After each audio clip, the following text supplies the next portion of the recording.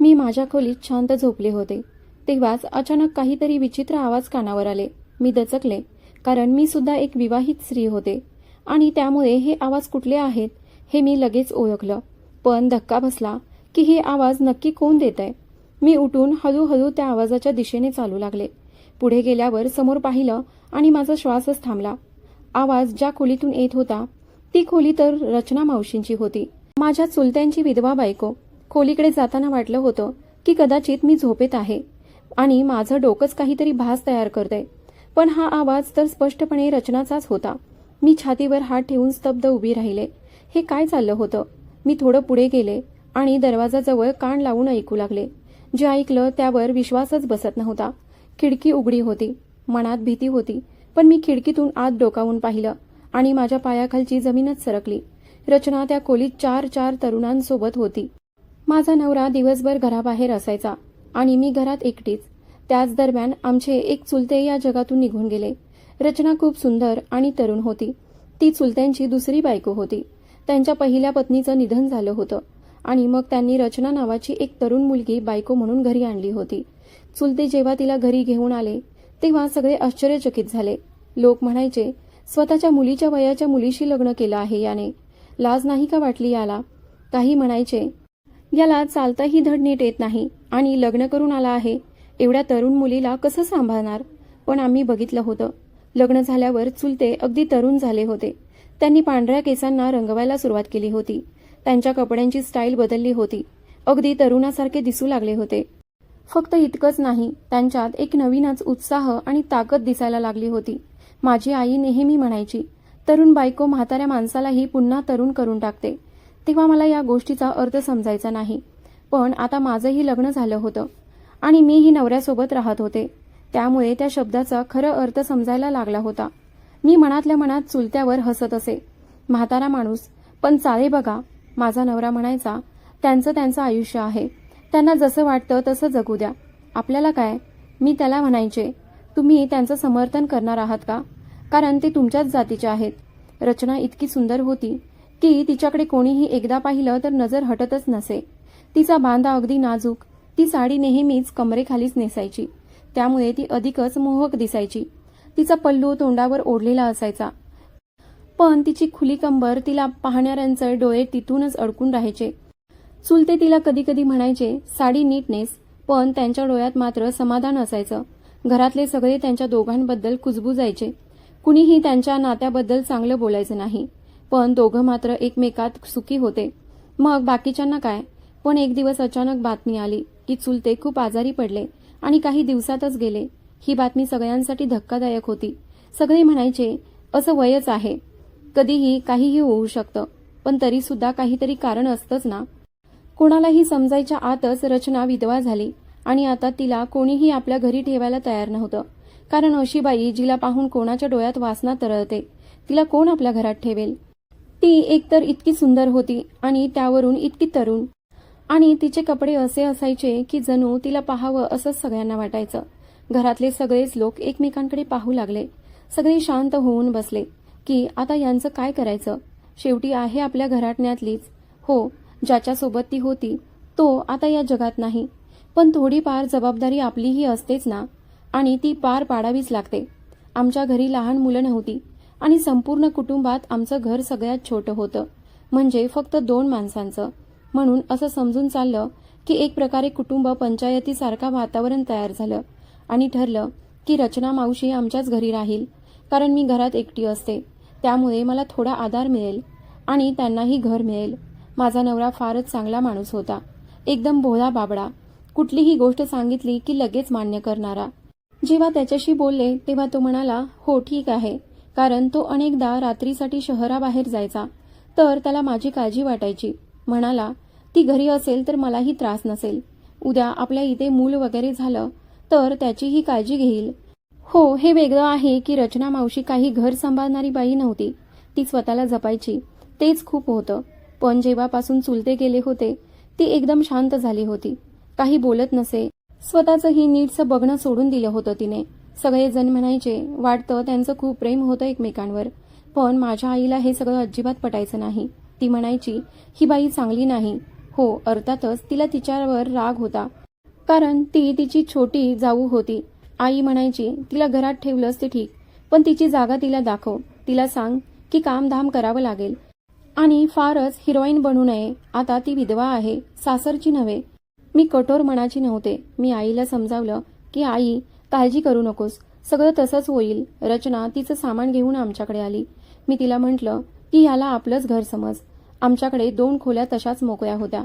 त्यातली एक तिला दिली. ती खोली माझ्या खोलीच्या अगदी समोर होती. मध्ये फक्त छोटीशी मोकळी जागा होती आणि अंगण होतं. ती फारसं काही बोलायची नाही, पण घरातले सगळे काम करू लागली. स्वयंपाक तर इतका छान करायला लागली की माझ्या डोक्यावरून कामाचं ओझंच उतरलं. मी काही कामाला लागले की ती लगेच मदतीला यायची. माझ्या नवऱ्यालाही सुरुवातीला थोडा संकोच वाटला की काकी आपल्या घरी राहायला आलीये, पण जेव्हा त्याने बघितलं की तिच्यामुळे घरात तर फायदाच झाला आहे, तेव्हा तोही शांत झाला. एक दिवस ती माझ्या खोलीत आली. हातात एक लाल रंगाची साडी होती. म्हणाली, तुझ्याकडे याच्या जोडीचे झुमके असतील ना? मी म्हटलं, हो बघते, असतील कदाचित, पण तुला झुमक्यांचं काय करायचंय? तर ती म्हणाली, नंतर सांगते, तू फक्त काढून ठेव. मी मनात विचार करत होते की ही तर विधवा आहे, लाल साडी आणि झुमके यांचं तिला काय करायचंय? तरीही मी त्या साडीशी जुळणारे झुमके तिला देऊन टाकले. दुपारी मी माझ्या नवऱ्यासोबत बसून जेवत होते, तेव्हा त्याला सांगितलं, आज काकी म्हणत होती की लाल रंगाच्या साडीच्या जोडीचे झुमके हवेत. तिला झुमक्यांचं काय करायचं आहे, कोणास ठाऊक? तेव्हा माझ्या नवऱ्याने हसून म्हटलं, अरे मला काय माहीत, कदाचित घालायचे असतील.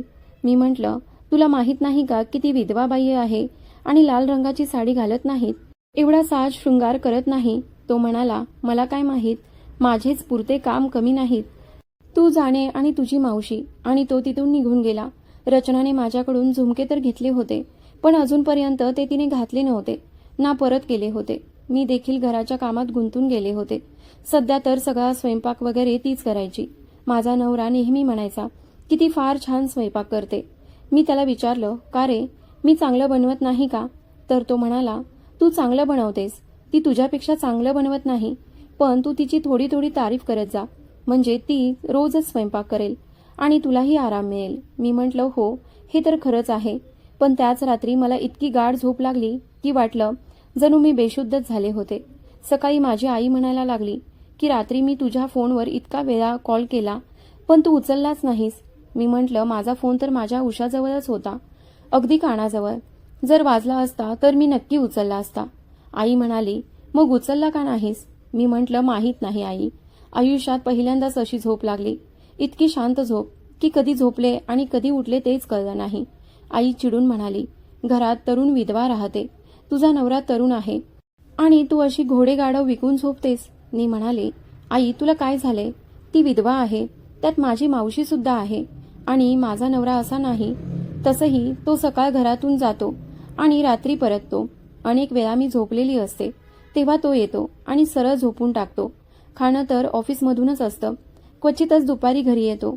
आई सारखी सांगत असे, त्या बाईवर लक्ष ठेव. मी तिला म्हणत असे, ठीक आहे, पण आता या सगळ्यावर मी फक्त हसत असे. माझं असं मानणं होतं की हे सगळं करण्याची काहीच गरज नाही. चुलते गेल्यापासून रचना मावशी एकदम शांत झाली होती. काहीच बोलत नसे, अगदी स्वतःलाही नाही जपायची. माझ्या नवऱ्याचं रोजचं वेळापत्रकही अगदी विचित्र होतं. आम्हाला दोघांनाही एकत्र वेळ घालवायला वेळ मिळत नव्हता. त्यामुळेच कदाचित अजूनपर्यंत आमच्याकडे मूल बाळच नव्हतं आणि घरातले सगळे सतत प्रश्न विचारायचे. माझा नवरा हल्ली माझ्यापासून अधिकच दूर झाला होता. पूर्वी तरी बोलायचा, आता तर काहीही संवादही नसायचा. आता मी त्याला म्हणाले की मुलाचा चान्स घ्यायचा का? तर तो म्हणाला, मूल? मी म्हटलं, हो, लग्नानंतर मूलच तर होतं आणि आपल्या लग्नाला 2रं वर्ष चालू झालं आहे. लोक मला बोलतात, विचारतात, मला बरं वाटत नाही ते. आपल्यात काही कमतरता नाही, पण हे सगळं तुझ्यामुळे होत आहे. तुम्हीच तर म्हणालात ना की जरा व्यवसाय नीट उभा राहो, मग बघू. आता तर व्यवसायही ठीकठाक चालू लागलाय. शिवाय घरात मावशी देखील आहे, त्याचा उपयोग करूयात. मी आराम करेन, ती काम बघेल आणि मुलंही सांभाळेल. आपल्याला वेगळ्या बाईची गरजही भासणार नाही. तो म्हणाला, या गोष्टीबद्दल विचार करूयात. मी म्हटलं, विचार काय करायचा आहे त्यात? इतकी सुंदर बायको समोर बसलेली असताना माझा नवरा विचारात हरवलेला होता. मी थोडा अदा करत प्रयत्न केला, पण मला आश्चर्य वाटलं, कारण याआधी तर त्याला कुठलंही कारण नको असायचं. सतत माझ्या मागेच फिरायचा, मला खूप प्रेम करायचा, पण आता काय झालं होतं? मी पूर्ण मूडमध्ये त्याच्यासमोर बसले होते, पण तो फक्त फोनमध्ये गुंग, फक्त हो नाही म्हणत माझ्या बोलण्याला उत्तर देत होता. म्हणत होता, हो करूया विचार. मला वाटलं कदाचित कामाचं प्रेशर असेल म्हणून फारसं लक्ष देत नाही. मीही विचार केला नाही. पण दुसऱ्या दिवशी मी रचना मावशीला एका अशा गोष्टीत पाहिलं की मी हादरून गेले. मी त्यांच्या खोलीत फार कमी जायचे. मला काही कामच नसायचं तिकडे, आणि त्या दिवसभर घरात इथे तिथे फिरत काम करत किंवा माझ्यासोबत बसत. जेव्हा घरात 2 एकट्या बायका असतात तेव्हा बोलणं स्वाभाविकच असतं. त्या दिवशी एका गोष्टीसाठी मला त्यांच्याकडे जावं लागलं, पण जे पाहिलं त्यावर विश्वासच बसत नव्हता. रचना मावशी लाल रंगाची साडी घालून उभी होती आणि त्याच्यात जोडीचे झुमके कानात लटकत होते. इतकंच नाही तर अगदी नववधूसारखी सजत होती. मी विचारलं, हे काय करताय तुम्ही? तुम्ही तर विधवा आहात. त्यावर त्या म्हणाल्या, विधवा असले की हृदय राहत नाही का? आज मन झालं म्हणून घातलं, काही विशेष कारण नाही. मी म्हटलं, असं करू नका, पाप लागेल. तर त्या म्हणाल्या, मोठ्या गोष्टींवरही पाप लागतं. थोडं लागेल तर चालेल, मनाचं समाधान तरी होईल. आणि त्या रडायला लागल्या. मी त्यांना शांत केलं. म्हटलं, रडू नका, जे वाटतंय ते करा, पण घराबाहेर मात्र जाऊ नका. हे सगळं चुकीचं होतं हे मलाही माहीत होतं, पण जोवर कोणी पाहत नव्हतं तोवर काही बिघडत नव्हतं, म्हणून मीही त्यांना थांबवलं नाही. चुलत्यांसोबत त्यांचा फारसा वेळ गेलाच नव्हता, आणि तेव्हा त्या रोज नवी साडी घालायच्या. मला तर कधी वाटायचं आता तरी आपल्या चांगल्या साड्या त्यांनी मला द्याव्यात, पण मी बोलू शकत नव्हते. म्हटलं, राहू दे. संध्याकाळी नवऱ्याचा फोन आला. म्हणाला, आज रात्री मी घरी येणार नाही. जसं मी आधी सांगितलं, त्याच्या कामात हे नेहमीच असायचं. मला सवय होती त्याची. मी म्हटलं, ठीक आहे, आरामात ये. त्या रात्री तो नव्हताच घरी, आणि मावशी सजून धजून घरात 2-3 तास फिरत होती. नंतर आपल्या खोलीत झोपायला गेली. आजही जेवण तिनेच बनवलं होतं, पण मी थोडंच खाल्लं. मध्यरात्री अचानक माझी झोप मोड झाली. काही विचित्र आवाज कानावर येऊ लागले. माझ्या लक्षात आलं, हे कोणते आवाज आहेत? पण हे माझ्या घरातून कसे येऊ शकतात? मी उठून बाहेर आले आणि समोर पाहिलं. हे आवाज मावशीच्या खोलीतून येत होते, पण ती तर एकटीच होती. मग हे काय? मी पुढे गेले, खोलीकडे निघाले. वाटलं दरवाजा उघडून आत जावं, पण दरवाजा आतून बंद होता. एकटी असूनही दरवाजा आतून का बंद केला असावा? हे तर नवरा बायकोंसारखं वागणं. रात्री कुंडी लावून झोपणं. दरवाजा उघडत नव्हता, पण आवाज स्पष्ट येत होते. मी हादरले. वाटलं हे प्रकरण वेगळ्याच दिशेने चाललंय. आई म्हणत होती, ती बाई विचित्र आहे, आणि आज मला त्याचा अर्थ उमगत होता. सकाळ झाली तरी नवरा परत आला नाही. जेव्हा रात्री तो दुसऱ्या शहरात असायचा तेव्हा सकाळी लवकर घरी यायचा. मी त्याला फोन केला, पण त्याने फोन उचललाच नाही. मग तो दुपारी घरी आला आणि फार खुश दिसत होता. मी विचारलं, काय झालंय? ज्या कामासाठी गेला होतास ते काम झालं का? तर तो म्हणाला, हो, काम झालं, खूप छान झालं, मी खूप खुश आहे. मी म्हटलं, बरं झालं, तू खुश आहेस म्हणजे मलाही बरं वाटतंय, असं त्याने सांगितलं. मी त्याला सांगू लागले की रात्री घरात काय झालं आणि कसा आवाज ऐकला. मी म्हटलं की मी कोणाच्या तरी सुस्कारा घेण्याचा आवाज ऐकला. माझ्या नवऱ्याने सांगितलं की अशा प्रकारच्या गोष्टी बोलूही नयेत आणि कोणाच्या खोलीबाहेर उभं राहून त्यांच्या आवाजाकडे लक्ष द्यायला नको. मी म्हणाले, तुला समजत नाही का मी काय सांगते? ही गोष्ट कुठे चालली आहे? त्याने म्हटलं, हो, पण तिच्या आयुष्यात आहे तरी काय? जर ती खुश आहे तर तिला तसंच राहू दे. मी म्हटलं, हो, खुश आहे तर राहू दे, पण नंतर समजलं की तिने आपल्या घराला चक्क वाईट ठिकाण बनवलं आहे. कोण आत होतं हेच समजत नाही. ती एकटी नव्हती आणि आतून दरवाजाला कडी लावली होती. याचा अर्थ नक्कीच आत कोणीतरी होतं. माझ्या नवऱ्याने सांगितलं, तू तर डोळे मिटून झोपतेस, घरावर लक्ष ठेवायला हवं. मी म्हणाले, मी काय केलं असतं? फक्त जेवण केलं आणि झोपले.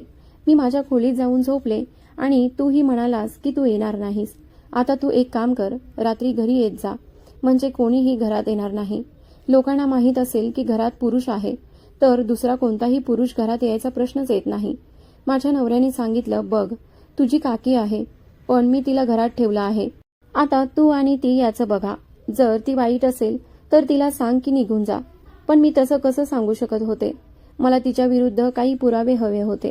मी जर कुठलाही आधार न घेता तिला काही बोलले असते तर मीच वाईट ठरले असते. तिने सगळ्या नातेवाईकांमध्ये जाऊन सांगितलं असतं की मला घरातून हकलावून दिलं, आणि सगळे म्हणाले असते की एक विधवेलाच त्रास दिलास. म्हणून मला एखाद्या ठोस पुराव्याची गरज होती. माझ्या काकीने घर अगदी नीट हाताळलं होतं. ती सगळी कामं करत होती, स्वयंपाक, घरकाम, आणि मला तिची इतकी सवय लागली होती की मी स्वतःच म्हटलं, काम करत असेल तर करत राहू दे, निदान मला तरी काही करावं लागत नाही. मी दिवसभर आराम करत असते. एक दिवस माझा नवरा म्हणाला, माझे कपडे कुठे आहेत? मी म्हणाले, मला माहीत नाही, काकीने ठेवले असतील. तो म्हणाला, तुला माहीत नाही? तुला माहीत असायला हवं. तू माझी पत्नी आहेस.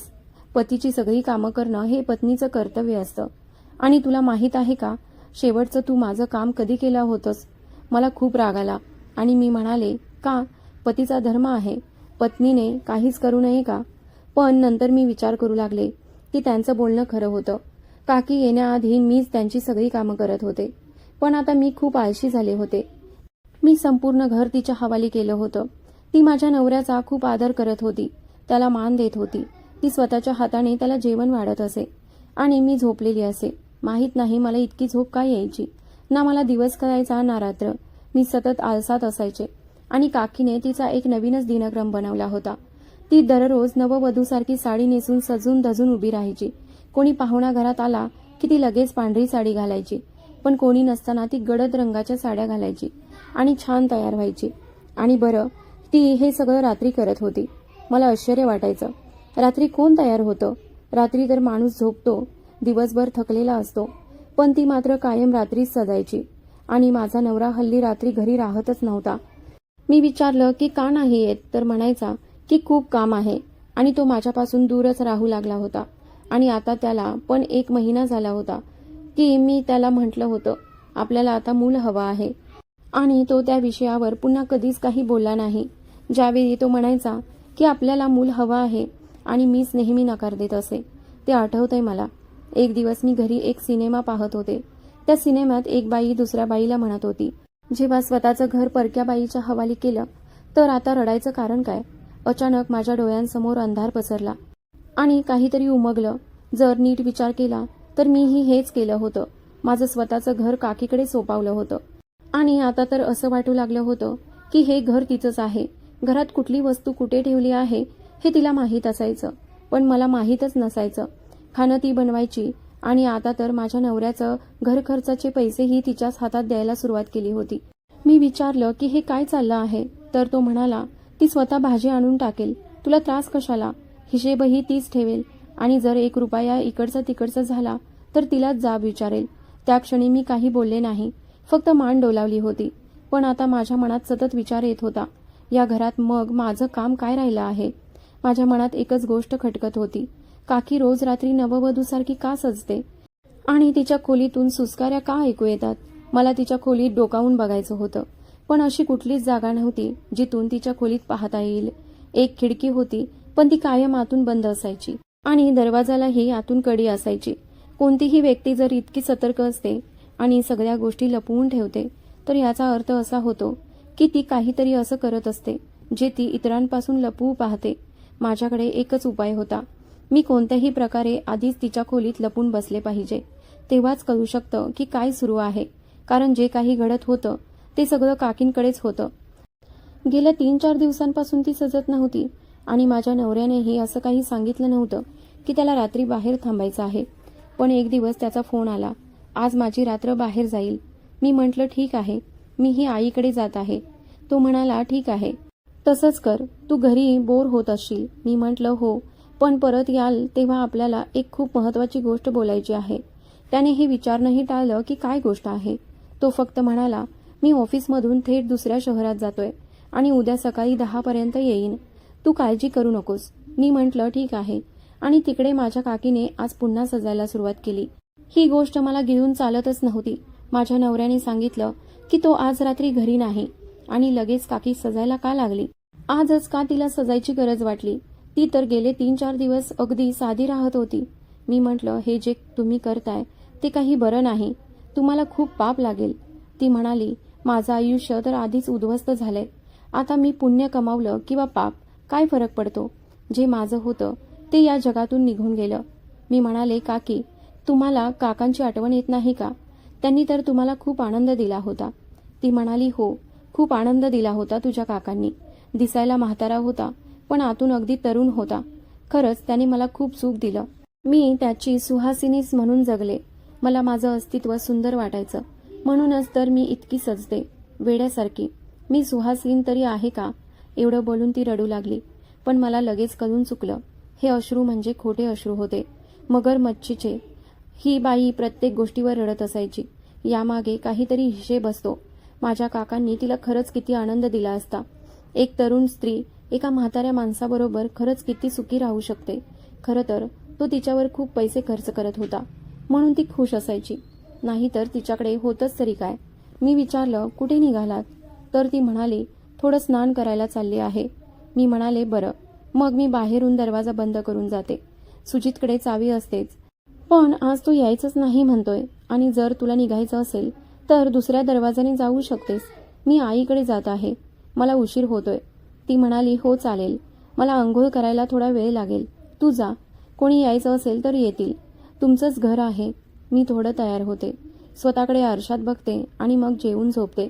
एकटीच आहे, दुसरं काय करणार? मी म्हटलं, खरं सांगायचं तर माझं मन नाही होत जायचं. ती म्हणाली, नाही नाही, तुला नक्की जायला हवं. तुझ्या आईलाही तुझी आठवण येत असेल. आणि एवढं म्हणता म्हणता तिने आपले अश्रू फडफडीत पुसून टाकले. माझ्या लक्षात आलं, इथे काहीतरी नक्कीच गडबड आहे. मी म्हटलं, ठीक आहे, मी निघते. मी माझ्या खोलीत गेले, पर्स उचलली आणि काही वस्तू तपासायला लागले. तिला वाटलं की मी खरंच निघून जात आहे. ती बाथरूममध्ये आंघोळीला गेली आणि मी ताबडतोब तिच्या खोलीत गेले. मी तिच्या खोलीत अशी एक जागा शोधली जिथे मी लपून उभी राहू शकेन आणि कोणालाही कळणार नाही. मी आत आहे. काकीने गृहीत धरलं होतं की मी आईकडे गेले आहे, म्हणून ती मोकळी आहे. माझा नवरा देखील हेच समजत होता की मी घरी नाही, आणि मी मात्र तिच्या खोलीत लपून उभी होते. असं लपून बसणं माझ्यासाठी काही सोपं नव्हतं. माझ्या अंगाला आतापासूनच गरम वाटायला लागलं होतं.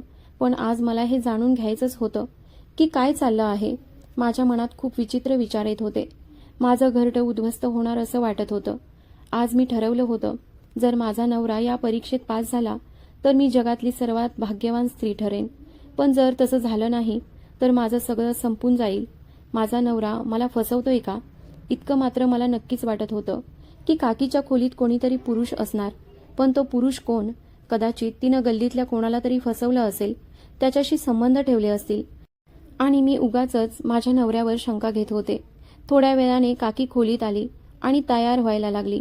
अगदी जणू एखादी नवविवाहिता आपल्या पतीसाठी सजते तशी. असं वाटत होतं की आज तिच्या आयुष्यातील सगळ्यात सुंदर रात्र आहे. आणि ही ती बाई होती जिला म्हणायचं होतं, थोडी सजते आणि लगेच झोपते. ती तर एखादं गाणं सुद्धा गुणगुणत होती, जणू खूप आनंदात होती. मला खूप राग आला त्या दिवशीचा, जेव्हा मी तिला माझ्या घरी आणलं होतं. आणि आता तिच्यावरही. थोड्या वेळाने ती तयार होऊन बसली आणि कोणाशी तरी फोनवर बोलायला लागली. तिच्याकडे तर फोनच नव्हता. मग हा इतका महागडा आणि मोठा फोन कुठून आला? याचा अर्थ तिने तो लपवून ठेवला होता. मलाही असा फोन घ्यायची खूप इच्छा होती. मी माझ्या नवऱ्याला सांगितलं होतं की मला फोन हवा आहे. त्याने सांगितलं होतं, आता पैसे नाहीत, पुढच्या महिन्यात बघू. आणि असं करत करत 1 वर्ष होऊन गेलं, पण त्याने अजूनही मला फोन घेऊन दिला नव्हता. थोडा वेळ ती कोणाशी तरी फोनवर बोलत होती आणि म्हणाली, दरवाजा बाहेरून बंद आहे, तुझ्याकडे चावी आहे ना, तर स्वतःच उघडून ये. माझ्या मनात विचार सुरू झाले, कोण होता ज्याच्याकडे चावी होती? मी मनोमन प्रार्थना करत होते की मला अशा कसोटीला टाकलं जाऊ नये जिथे मी टिकू शकणार नाही, कारण मी खूपच अस्वस्थ होते. थोड्या वेळाने माझाच नवरा खोलीत आला आणि माझ्या पायाखालची जमीनच सरकली. मी ताबडतोब रडायला लागले, पण माझा आवाज बाहेर येऊ शकत नव्हता. ती दोघं एकमेकांशी इतके मनमोकळेपणाने वागत होती, जणू त्यांना कोणत्याही गोष्टीची भीतीच नव्हती. माझ्या काकीने म्हटलं, ती अवदसा तर आपल्या आईच्या घरी निघून गेली आहे. बरं झालं, आज आपल्याला कोणाचाही धोका नाही. भीतीने जवळ येणं किती दिवस असं चालणार होतं. तिला घटस्फोट का देत नाहीस? सोडून दे तिला. माझा नवरा म्हणाला, घटस्फोट काय सोपी गोष्ट आहे का? कोर्टापर्यंत जाईल ते प्रकरण. तिला असंच ठेव. तिच्या जेवणात झोपेचं औषध टाकत राहा. ती झोपलेली राहील आणि आपण जागे राहू. तेव्हा मला समजलं की मला इतकी झोप का यायची, कारण जेवण तर ही बाईच बनवायची आणि ती माझ्या जेवणात झोपेचं औषध टाकायची, कारण स्वयंपाक तर तीच करत होती. त्यामुळे मी गाढ झोपेत जायचे आणि माझ्याच घरात, माझ्याच खोलीत माझ्या नवऱ्यासोबत त्या बाईच्या रात्री निघत जायच्या आणि मी काहीही न कळता झोपलेली असायचे. मला कधीच समजलं नाही की माझ्यासोबत किती मोठं घडत आहे. मी या जगातील सर्वात मूर्ख बाई होते. मला स्वतःवरच खूप राग येत होता. त्यांनी जे करायचं होतं ते त्यांनी करून टाकलं. माझा नवरा म्हणाला, मी सकाळी येईन, कारण मी माझ्या बायकोला सांगितलं आहे की आज रात्री 12 वाजता येऊ शकत नाही. आपण खूप सावध राहायला हवं. काकी बाहेर गेल्यावर मी ताबडतोब खोलीतून बाहेर आले आणि माझ्या आईच्या घरी धाव घेतली. सगळं काही तिला सांगितलं, पण तिनेही मलाच दोष दिला. तुझेच डोळे बंद होते. तूच स्वतःचं घर त्या बाईच्या हवाली केलंस. मी ठरवलं की त्या बाईला माझ्या घरातून बाहेर काढायलाच हवं. मी दुसऱ्या दिवशी सगळ्या कुटुंबाला बोलावलं आणि पंचायत बोलावली. सगळ्यांसमोर संपूर्ण प्रकार सांगितला आणि न्याय मागितला. माझ्या नवऱ्याला बोलावण्यात आलं. मला भीती वाटत होती. काही झालं तरी त्याने त्या बाईसोबत राहायचं ठरवलं तर मग मी काय करायचं. माझा त्याच्यावर खूप राग होता, पण त्याला पूर्णपणे सोडून द्यायची तयारी नव्हती. पण सगळ्यांसमोर त्याने सांगितलं, ही बाईच मला भडकवत होती, म्हणून मी या जाळ्यात अडकलो. मी मनात विचार केला, अशी कुठलीही बाई एखाद्या पुरुषाला फसवू शकते, पण जर पुरुष स्वतःला सावरू शकत नसेल तर तो काय करू शकतो. शेवटी मी त्याला माफ केलं, कारण हे काही चित्रपट किंवा नाटक नव्हतं की लगेच मोठा निर्णय घ्यावा. माफ करावंच लागतं, कारण संपूर्ण आयुष्य एकत्र घालवायचंच असतं. पुढच्या वर्षी मला मुलगी झाली. देवाने आम्हाला एक कन्या दिली. त्यानंतर माझ्या नवऱ्याने कधीही पुन्हा त्या बाईचं नाव घेतलं नाही आणि माझ्यासोबतही चांगल्या पद्धतीने राहायला लागला. पण जेव्हा जुन्या गोष्टी आठवतात तेव्हा खूप वाईट वाटतं. मग माझं त्याच्यासोबत भांडण होतं. तो माफी मागतो. जर जास्त भांडण झालं तर तो रडायलाही लागतो आणि म्हणतो, चूक झाली, मला माफ कर, पुन्हा असं कधीही होणार नाही. पण आता मला त्याच्यावर विश्वासच नाही राहिला आणि मी त्याला कधीच एकटं सोडत नाही. तो कुठेही गेला तरी मी 100 वेळा विचारते, कुठे जातोयस, मला सांग, मला व्हिडिओ कॉल कर, कुठे बसला आहेस ते दाखव. तो खूप वैतागतो, पण हे सगळं त्यानेच तर केलं आहे.